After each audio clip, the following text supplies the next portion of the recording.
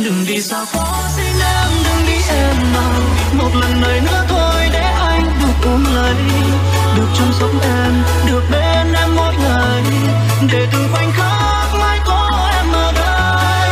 Chẳng vì anh đã quá vô tâm, anh quá hận đời, nhưng thật tâm anh vẫn yêu em, yêu nhiều lắm. Đừng đi nữa em, đừng xa anh người ơi, hãy xin tình yêu anh, yêu mãi thôi những lúc ban đầu.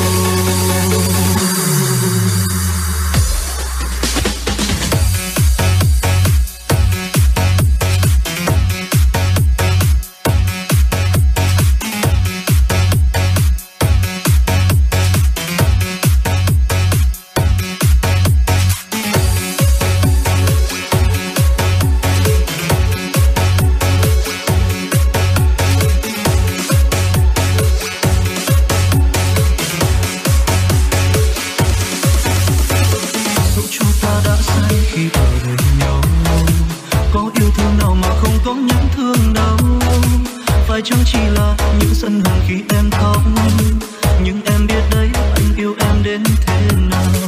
Biết em đã xa rời vòng tay anh, lúc đi kiếm tìm một người sẽ tốt hơn anh. Đến em từ này cho em thật nhiều hạnh phúc, em đâu có biết phía sau anh mang đời.